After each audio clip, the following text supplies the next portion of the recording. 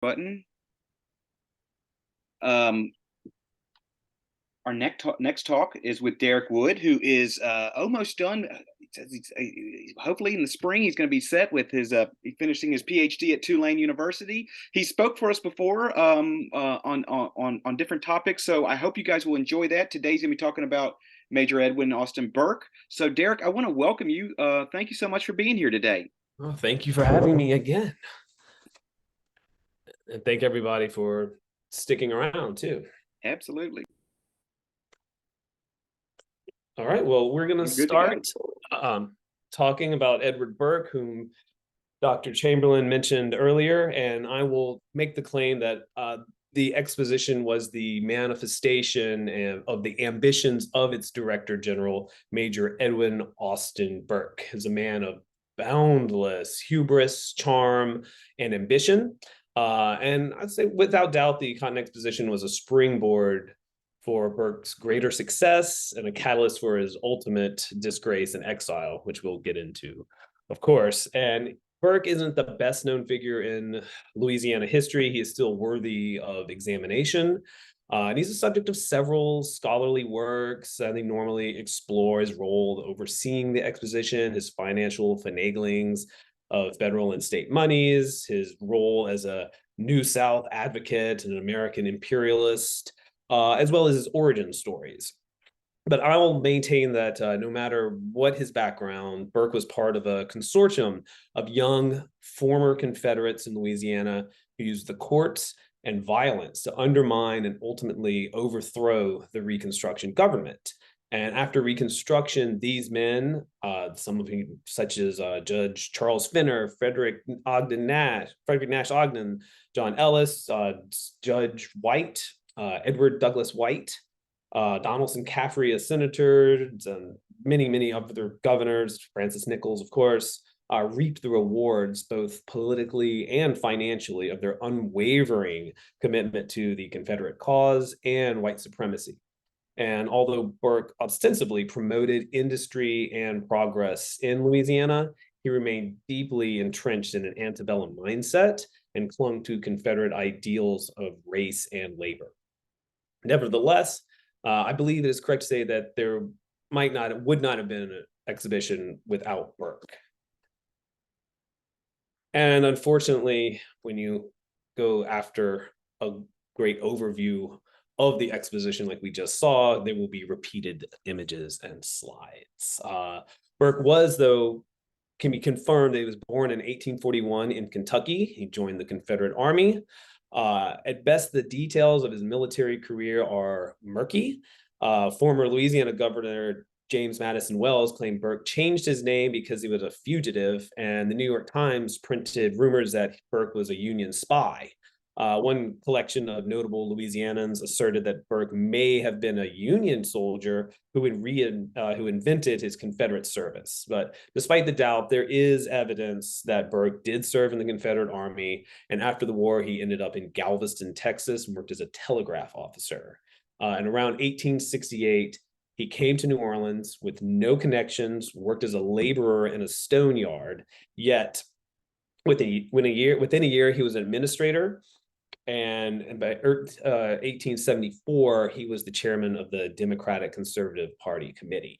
And like so many ambitious, and I will say self-styled individuals of the era, Burke quickly ascended the political and social ladder, and he took advantage of the many opportunities available to a Confederate veteran. And ironically, Burke's experience with two hallmarks of contemporary modernity, the telegraph and railroads, helped catapult his reputation in his new hometown. And at the time of the White League's assault against the state government, Burke worked as a freight agent for the Great Northern Railroad Company. And when the word that the federal government planned to send in troops to help support the Metropolitan Police reached the White League, Burke hatched up this scheme to keep them from arriving on time. And according to legend, he wired pro-Confederate trained engineers to remove sections of the track, thereby keeping troops out of Louisiana and giving the advantage to the White League. Burke also was later selected to symbolically turn the city back over to Governor Kellogg. Burke became a hero to white supremacists and he wasted no time in capitalizing on his newfound fame. And for many white former Confederates in Louisiana, belief that militantism, ideas of war as a social and personal form of regeneration became manifest in birth of groups such as the Knights of the White Camellia, the White League, and other domestic terrorist groups.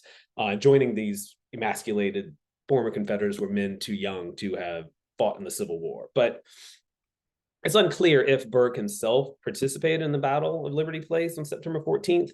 Nevertheless, he was involved in several duels throughout his time in New Orleans, another form of archaic militantism, and fascinatingly, an attempt on Governor Kellogg's life. Shortly after Republicans took back control of the city, Kellogg and Burke were firing editorial missives at one another, accusing the other of manipulating ballots. And it came to a head on August 30th, 1874, when Burke spotted the governor in a carriage at Canal and Rampart Streets. A physical skirmish of some sort ensued, and Kellogg wound up shooting at Burke, who himself returned fire several times. Neither man was injured. An excited crowd jeered the officer who arrested the major for his intent to kill. And of course, the local press made fun of their poor marksmanship. Both combatants deemed the melee a personal matter, and a judge immediately obtained Burke's release with no bond required or affidavits made. So it is shocking and telling that in the political climate, when the person in the highest elected office in the state fired a pistol at a citizen on Canal Street. More shocking is that a citizen returned fire at the governor and faced no consequences. Burke's popularity placed him above the law, and it illustrated the social capital held by former Confederates, and especially those who participated in the Battle of Liberty Place. Burke's star continued to rise as the Democrats regained control of Louisiana after serving as administrator of public improvements, and as I said earlier, chairman of the Conservative Democratic Party.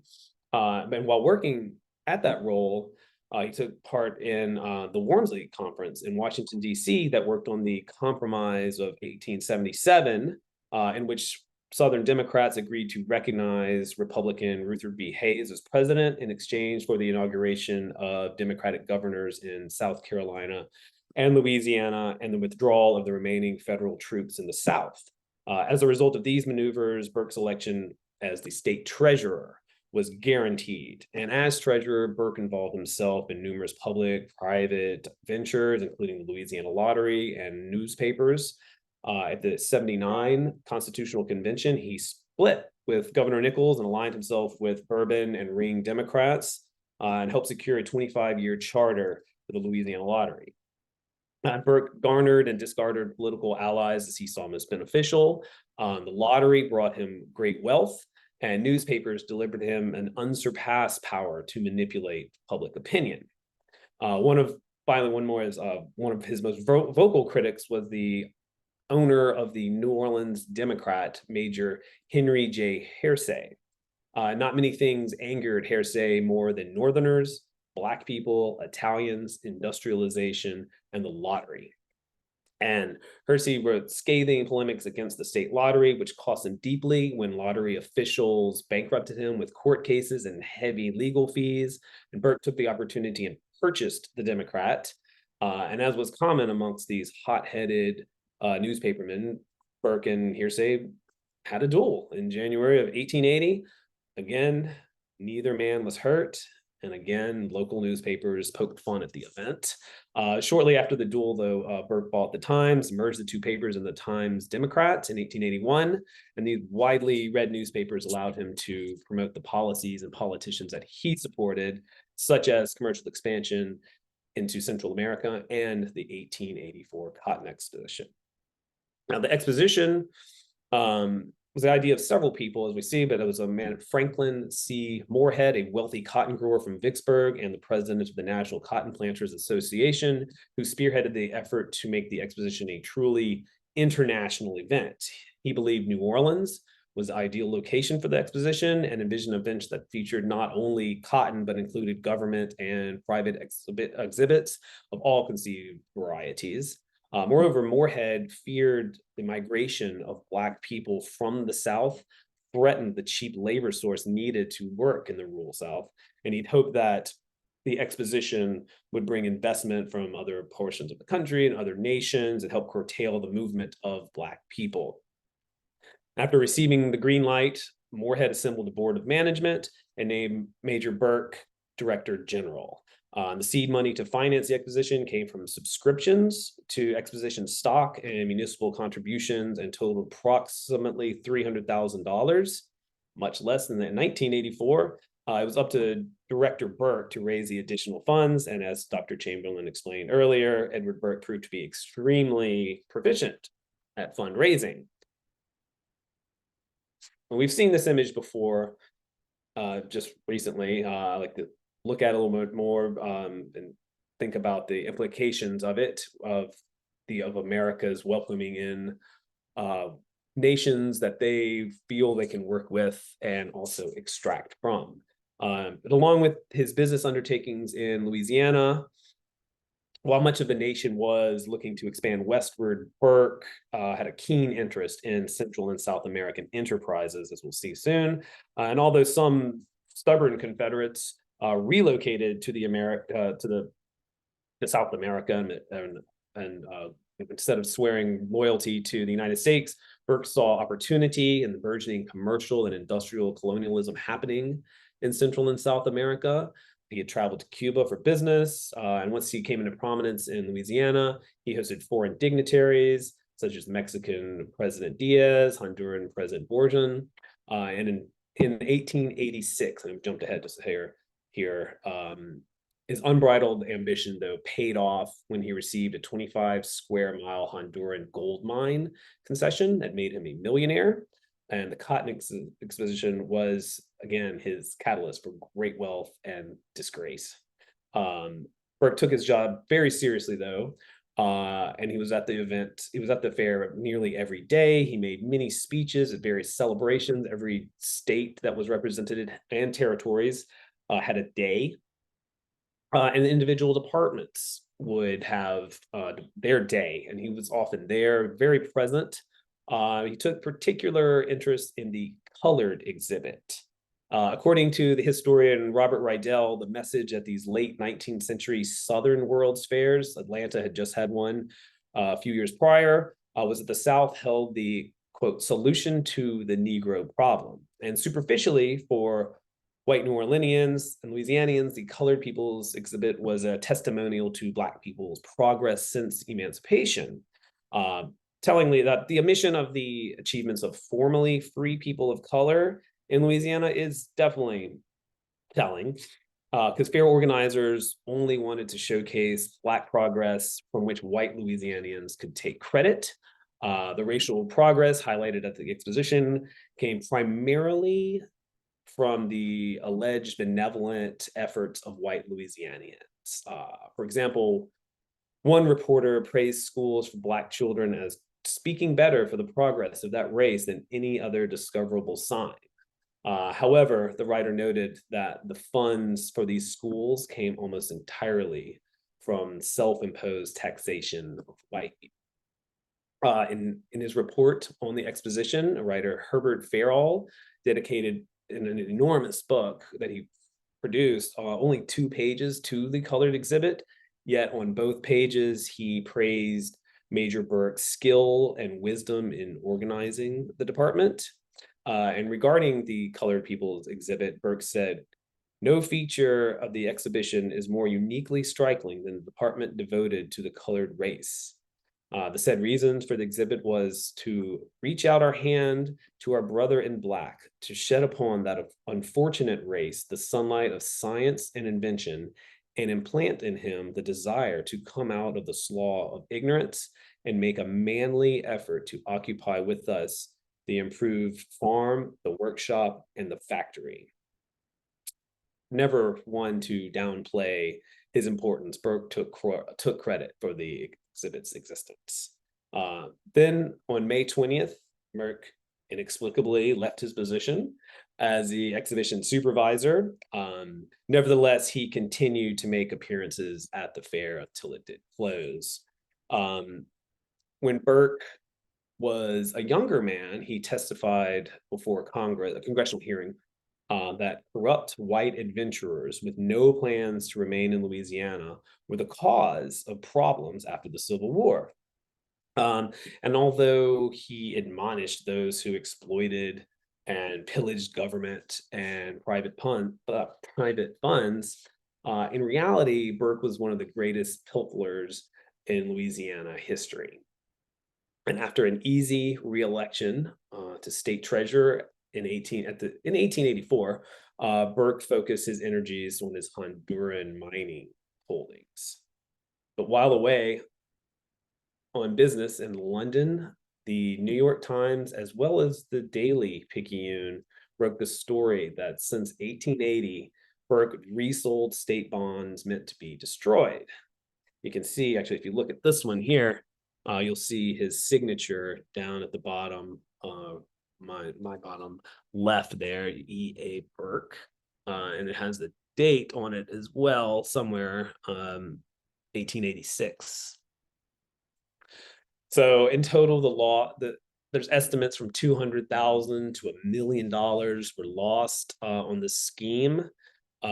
Burke immediately wired back that he had no awareness of any of any mishandling of funds, and that he would immediately set sail from London back to Louisiana to clear his name, despite the fact that he would be ending business meetings shortly, and it would come to great personal expense to him. He was scheduled to come back on a ship, actually. There's plenty of newspaper articles about it. He inexplicably kept missing his ship, and then he wound up in Honduras. He never returned to the United States. The state did file 19 indictments against him, though.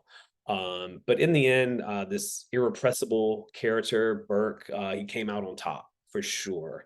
In Honduras, he was the head of the Retiro Honduras Gold Mining Company. He was very influential and became even more wealthy, despite the $10,000 warrant for his arrest. Burke remained he was an international correspondent for his Times Democrat, which he still owned for quite a while. And he maintained relationships with several American politicians. He hosted Charles Lindbergh when he flew down there. He was somewhat of a celebrity. He was also a plantation owner. He owned a plantation that grew Pocorizo, I think I'm pronouncing that correctly, nuts that were used to make gas masks. So he, again, involved in multiple enterprises. And then finally, toward the end of his life, he was involved in a plan to dredge the bottom of several rivers that were known to be full of gold. There's damming the river and then dredging it and going and getting the gold out. I have not found any decisive information about what happened to that scheme, because he was already in his 80s. Like so many of these scoundrels, they live a very, very long life. But as a testimony to his enduring popularity, all charges against Burke were dropped in 1926 by the order of Governor Fuqua, when Burke was 85 years old, assuming his date of birth is correct. We don't really know. Burke refused to return back to New Orleans, though, until he was not only were the charges dropped, but his name was completely cleared of all misdoings. He did die, though, 2 years later in Honduras, where he is buried next to his wife. And unfortunately, Burke, though, is just one in a series of Southern Redeemer politicians who absconded away with state money. So we'll end there, and I'll take any questions. Thank you. Yeah, Derek, that was very interesting. I mean, he's definitely a controversial and interesting figure at the same exact time. Um, you mentioned, and if anybody has questions, please put them in the chat. I'm happy to ask them. You're welcome to unmute yourself and ask your question as well. I'm going to open it up. You mentioned that he had no connection to New Orleans when he moved to the city, right? Yes, as far as I know. So was his own, so did was it based on his military history that he was able to kind of leverage himself to becoming this prominent person within the city? Without a doubt. Yeah. It was that, and also, I mean, it was his, like I call it, unbridled ambition, and the connection between Galveston and New Orleans pretty was pretty tight. So he probably got word of potential job availabilities and opportunities here, and decided to go try his luck in the much larger, wealthier New Orleans. Whitney asked, what ended up happening to Burke's wealth? Did his descendants eventually get it? Okay, no. um, he donated, let me think. Part of the deal to get his concession was that he agreed to open a couple of industrial schools in Honduras, and he did. I don't know the legacy of them, unfortunately. One for boys, and one for girls as well. And when he died, he had only had one son who was brutally murdered in the Congo, um, chopped to pieces, as the story says. He had volunteered for the Belgian forces that were colonizing the Congo. So, you know, he shouldn't have been there. So he had no descendants, and from what I've read on in newspaper stories, part of his money did go to the Honduran government, and the rest to his descendants. Yet the Honduran government never released all the funds. And I do find that As the interesting story. for a guy who was was not very welcoming human being towards everybody. He was very open to Latin America and South America and the leaders down there, and willing to just kind of write off that. I guess they were a different kind of people. He kind of, I guess, he thought of them as. Yeah, yeah. I don't know exactly. I think he was just charming. I really Yeah. do. I mean, that's the deal. I mean, again, so much ambition. Charles asked me, see if I can put my chat. Where did I just lost my I chat? see it. The Yeah. banana. I don't believe Zamore, but there were other. The precursor to United United, Fruit. the precursor to that was like some of their holdings was like next to his holdings, as far as I can tell. Um, and I believe that he was leasing some land to one of the banana companies, from what I can tell in contemporary newspaper articles about I also, it was interesting that kind of to go back to my question a second ago about how he was willing to accept Hondurans and South Americans and all these Latin Americans and everything like that. He did have to. I mean, if you look at the 1884 World's Fair, I mean, you have all these worldwide exhibitions that are happening. So you have to accept all these different people from around the world. I still just, I find that fascinating for him that he's, that we aren't just talking about Latin American South, we're talking worldwide acceptance. And he, as you said, he must have had just a great charisma and just said, if you pay the money, I'm willing to accept whatever you kind of bring to me, kind of thing. it. Yes, I mean, without doubt, like so many other young former Confederates, when he was once young, he got much older. He was undoubtedly a white supremacist who fought to overthrow what he deemed a illegitimate Republican government. Yet I think it would be very cheesy, but to say Burke's favorite color was actually green. Yeah. So he was very money motivated individual.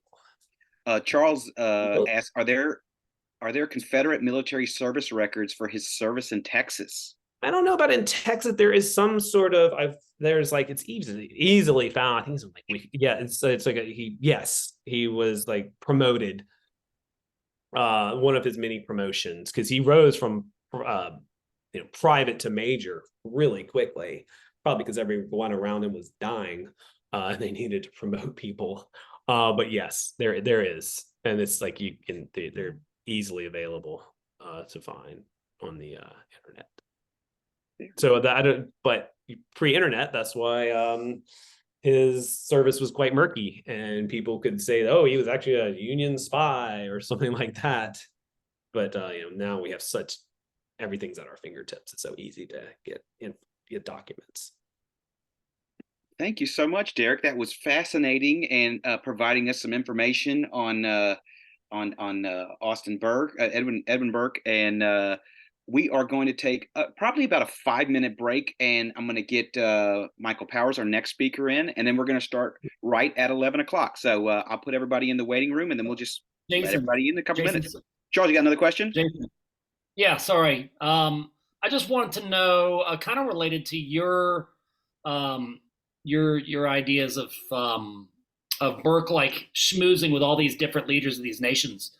Are there any is there any evidence of him visiting like Porfirio Diaz or traveling to Honduras at the time, or you said Cuba, but I mean, how much evidence is there of him actually meeting these different leaders and schmoozing them? I don't know about he did have a Cuban passport.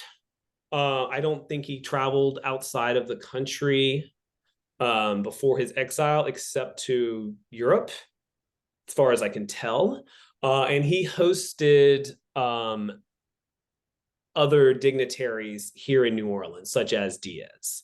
In fact, Diaz was here prior to 1884, and they had I have a card, like a little invitation. You were invited to a luncheon hosted by Burke honoring Diaz down at West End. Yeah, I should have put that as a slide. Sorry, but I can happily share easily. I remember I found that in I can't remember an archive. I can't remember whose papers it was. Yeah, we'd be happy to share that with everybody. If you want to send it to me, when we send out the recordings, I'd love to include that in there. So yeah, I'll do that now. Yeah, fantastic. All right, so we're going to take about a 5-minute break, and then we're going to welcome Michael Powers. So thank you so much. We'll see everybody in a few minutes. Thank you. Stop recording.